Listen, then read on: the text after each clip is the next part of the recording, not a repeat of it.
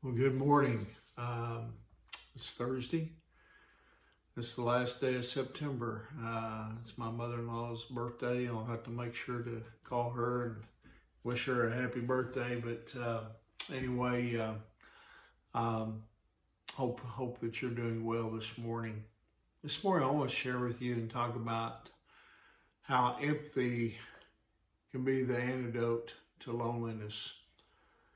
Eventually everyone experiences loneliness. We all do at some point in time in our lives, and multiple times probably for some of us. Loneliness isn't prevented, or fixed by, beauty, wealth, fame, or, success. Any of these worldly things don't fix it.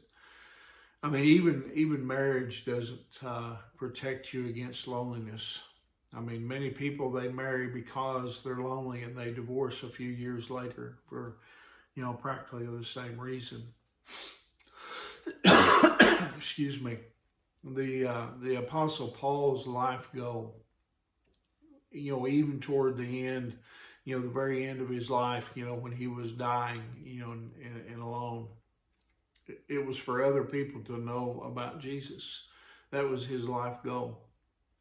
In 2 Timothy, he talks about being brought alone before a judge. And, all his friends had abandoned him.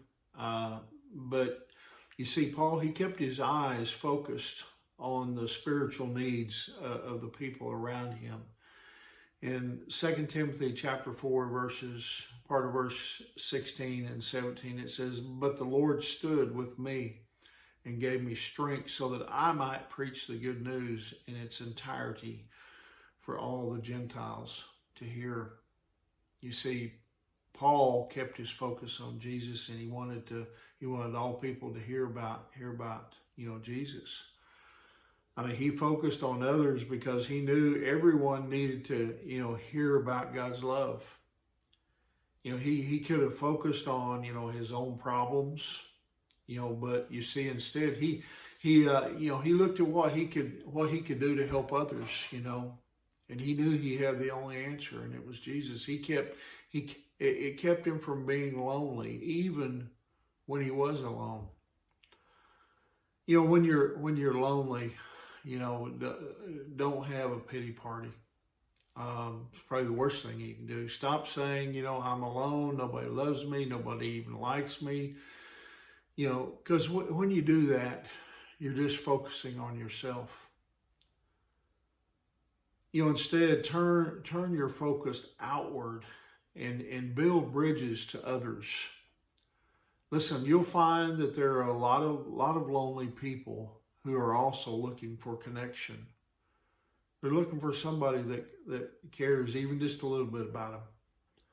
So how can you build bridges of connection? Well, one way is by empathizing with other people's needs. And remember to ask God to help you to, be able to connect with others. Pray something like this: Father, help me to be a friend to people who need a friend. Because there's a lot of people out there that need a friend. I mean, what's causing loneliness in your life this morning? I mean, is it, maybe it's extreme seasons of maybe, transition, maybe separation, maybe rejection, or, opposition can lead to devastating feelings of loneliness. I mean, for instance, much of the world has, experienced loneliness during this COVID-19 pandemic. There's been many people that have, stayed, inside for months at a time, and there's been good reason for some people to stay, secluded in a way, but it has brought about a lot of loneliness, and a lot of people are suffering from that even today. But listen, don't let difficult times, keep you from reaching out, to the people around you. I mean, look beyond your own problems and find creative ways to connect with others, because empathy is the antidote to loneliness. Empathy is the way to help with loneliness, And we have the best news anybody could hear. We have the best friend anybody could ever have, and that's Jesus. And if we share that with the people that are around us, I think it'll make a difference. Anyway, I hope that encourages you this morning. I hope that you'll go out and find somebody that needs a friend today. Anyway, remember, Angie and I love you guys, and we're praying for you. And prayerfully, we'll see you tomorrow. God bless you.